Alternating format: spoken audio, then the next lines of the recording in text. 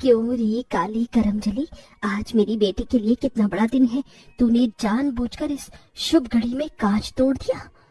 नहीं माँ, मैं तो पोछा लगा रही थी, गलती से कुल। बेटी ये ले, ये साड़ी पहनकर तैयार हो जा। ये बादामी रंग तेरी गोरी रंग पे खूब खिलेगा।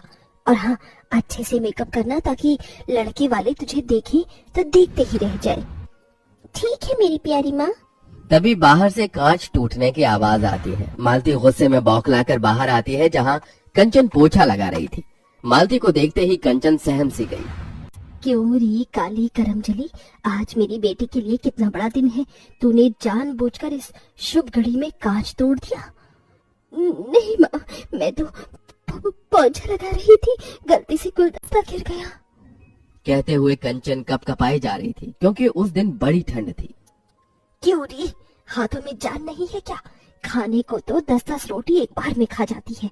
अच्छे से पोछा लगा, फर्श एकदम चमकना चाहिए, और उसके बाद चाय समोसे नाश्ता भी बना देना। ये कहते हुए मालती जानबूझकर उस बेचारी के पैरों पर से चढ़कर चली जाती है, जिससे कड़ाके की ठंड के मौसम में उस बेचारी की चीख निकल जाती है। माँ मेरा हाथ। कंचन के साथ ऐसा जुल्म होता देखकर बिछौने पर लकवे में पड़े वासुदेव की आंखों से टप टप आंसू चूने लगते हैं। थोड़ी देर में वसुंधरा अपने बेटे कार्तिक के साथ विद्या को देखने आती है। तभी कंचन चाय नाश्ता लेकर परोसती है। आंटी जी नाश्ता। मालती जी, ये लड़की कौन है? जी ये इस घर की नौकरानी है। ये सुनते ही कंचन की आंखों में आंसू भर आते हैं। वो लड़के वालों के बीच से जाने लगी। तभी विद्या ने कहा, कंचन जरा रुक। माँ जी, ये इस घर की नौकरानी नहीं बल्कि मेरी बहन कंचन है। विद्या के शब्दों में कंचन के लिए एक बड़ा मान था। बड़ा प्यार है दोनों बहनों के बीच। बहन, मुझे मेरे कार्तिक के लिए आपकी विद्या पसंद है। तभी कंचन को उसके काले रंग के लिए नीचे दिखाते हुए मालती ने इतरा कर कहा, पसंद तो आनी ही थी वसुंधरा जी। मेरी विद्या किसी होर से कम थोड़ी है। गोरी है, सुंदर है, कोई भी खोट नहीं है मेरी बच्ची में। अच्छा जी, अब हम चलते हैं, जल्द ही बारात लेकर आएंगे। वसुंधरा के जाने के बाद मालती कंचन पर आग बबूला होकर बोली, क्यों री काली कलोटन, तुझे कहा था ना कि अपने बदसूरत मुंह पर घूंघट ओढ़ कर बाहर आने को। अगर तेरी वजह से आज मेरी कोरी बेटी का रिश्ता कट जाता तो तेरी तो शादी हो नहीं रही। कम से कम अपनी बहन का तो घर पास जाने दे। अपनी सौतेली माँ मालती का दिया गया ताना गांठों की तरह कंचन के मन पर जा लगा। माँ, क्या मिलता है तुम्हें इस बेचारी का दिल दुखाकर? तू चुप कर विद्या, भूल मत, ये तेरी सौतेली बहन है। ये कभी तेरी खुशियाँ नहीं चाहेगी बल्कि तेरा बुरा चाहेगी। एक दिन तू बड़ा पछताएगी विद्या। ये कहकर मालती वहाँ से चली गई और कंचन फूट फूट कर रो पड़ी। विद्या, क्या मैं इतनी बुरी हूँ कि अपनी बहन की शादी तोड़वा दूंगी? विद्या ने कंचन के आंसू पोंछे और डबडबाई आंखों से उसे देखकर कहा, मेरी बहन, माँ ने सिर्फ तेरा ऊपरी रंग देखा, आज तक तेरा प्यार भरा मन देखा ही नहीं, मगर तुम्हारी ये बहन है ना? भले ही विद्या और कंचन सौतेली बहन थी, मगर दोनों के बीच सगी बहनों से बढ़कर प्यार था। हालांकि विद्या गोरी सुंदर थी और कंचन काली, मगर उसके बाल उतने ही लंबे काले। वसुदेव ने अपनी पहली पत्नी सुलोचना के मरने के बाद मालती से दूसरी शादी की। हालांकि दोनों का ये पुनर्विवाह था। मालती अपनी बेटी विद्या को साथ लेकर आई। विद्या ने तो कंचन को अपनी बहन मान लिया था, मगर मालती कंचन के काले रंग की वजह से उसे बेटी न ही मान सकी और न ही अपना सकी। यह भेदभाव वसुदेव से देखा नहीं गया और वो सदमे में चले गए। हालांकि मालती ने कंचन को गरीब घर में ब्याहने के लिए बहुत से ऐसे रिश्ते देखे, मगर उसके काले रंग के चलते वो भी रिश्ते वाले उसे ठुकरा गए, क्योंकि कहते हैं ना, नियति का तय हुआ कोई नहीं टाल सका। जिसके बाद विद्या की शादी अमीर घर में तय हो गई और गुजरते दिन के साथ शादी की रस्में अब शुरू हो गईं। विद्या बेटी, देख, मैंने तेरी हल्दी और मेहंदी के लिए 2 लहंगे बनवाए हैं। सुंदर है? हाँ माँ, बहुत सुंदर है। पर माँ, कंचन के लिए लहंगा? कंचन का नाम सुनते ही मालती चिढ़ गई। अरे शादी तेरी है, उसकी थोड़ी होने वाली है। दुल्हन तू है और कंचन मेरी बहन। अरे देख, इस पीले वाले लहंगे में कितने अच्छे बेल बूटे हैं, और ये हरा वाला लहंगा मेहंदी के टाइम पर पहनना है। तेरी माँ ने कैमरे वाले को भी बुलाया है और तू चिंता मत कर, उसे भी दे दूंगी मैं कपड़ा। थैंक यू माँ। मालती ने कंचन को देखते हुए उसे एक बड़ा पुराना सा सूट पहनने को दिया जो कि कई जगह से फटा भी था। एरी कर लो, ये ले पहन लियो तू। बिना किसी शिकायत के कंचन ने उसे स्वीकार कर लिया और विद्या को हल्दी मेहंदी लगने लगी।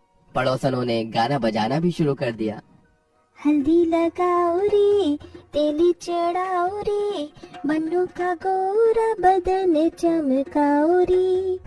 मेरी बच्ची कितनी सुंदर लग रही है। अरे मालती, अब क्या विद्या को हल्दी में ही नहला देगी? और क्या, रच रच के हल्दी लगाऊंगी, तभी तो मेरी विद्या का गोरा रंग खिलेगा। सबने बारी बारी से विद्या को हल्दी लगाई, मगर कंचन एकदम पीछे खड़ी थी। कंचन, तू अपनी बहन को हल्दी नहीं लगाएगी? आना, दूर क्यों खड़ी है? तभी मालती ने कंचन को हल्दी लगाने से रोक दिया। क्या हुआ माँ, तुमने मुझे रोक क्यों दिया? क्योंकि मैं नहीं चाहती कि तू अपने इन मनहूस काले हाथों से मेरी बेटी को हल्दी लगाए। कहीं मेरी बेटी का रिश्ता टूट गया तो? इतना अच्छा घर द्वार मिला है। मालती के साथ सभी पड़ोसन भी कंचन पर ताना कसने लगी। ठीक कह रही है मालती, अरे ये तो है ही अभागिन, दुनिया में आते ही माँ को खा गई। वही तो, इसे शादी के शुभ रस्मों से भी दूर ही रखो, इसकी काली नजर न लग जाए। होने वाली दुल्हन को वैसे भी इतनी गोरी और सुंदर जो है। बस बहुत हुआ, मैं मानती हूँ कि मेरी बहन का मुझे हल्दी लगाना मेरे लिए शुभ है। कंचन, मुझे हल्दी लगा। कंचन ने अपनी गोरी बहन को हल्दी मेहंदी लगाई, तभी कुछ हल्दी उसके चेहरे पर लग गई। हे राम, ये तो अपशकुन है, दुल्हन की हल्दी इसे भी लग गई। कंचन उस हल्दी को धोने लगी, तभी रुक जा कंचन, कहने दे इन्हें जो कहना है, मेरे लिए ये शुभ शगुन है। मुझे तो डर है बहना, कहीं ये कल्लो अपनी बहन की शादी काट कर खुद ना दुल्हन बन जाए। ये सुनकर तो जैसे मालती के मन में डर बैठ गया। शादी का दिन भी आ गया। कंचन विद्या के लिए खुश भी थी और उदास भी। विद्या, आज तू अपनी सवागन बहन को छोड़कर ससुराल चली जाएगी और मैं इस घर में तेरे बिना अकेली रह जाऊंगी। तभी दुल्हन बनी विद्या अपने बालों में से थोड़ा गजरा निकालकर कंचन के बाल में लगा देती है। इस गजरे में तो मेरी बहन के लंबे काले बाल एकदम कह ढा रहे हैं। इतने में बारात आ जाती है। तभी मालती कंचन को अपने पास बुलाती है। माँ, आपने बुलाया? हाँ कंचन, तू अपनी बहन से कितना प्यार करती है? अचानक ये सवाल क्यों माँ? क्योंकि मैं जानती हूँ, जब से विद्या का रिश्ता इतने बड़े घर द्वार में लगा है तुझसे देखा नहीं जा रहा, इसीलिए तू ये रिश्ता काटना चाहती है ताकि तेरी ताल गल सके और तेरी कोरी बहन की जगह कार्तिक से तू शादी कर सके। ये सुनकर कंचन टूट सी गई। नहीं माँ, ऐसा नहीं है। अगर ऐसा नहीं है तो फिर क्यों सजी धजी है तू? शादी तो तेरी बहन की है, साबित कर दे कि तू मेरी विद्या का बुरा नहीं चाहती।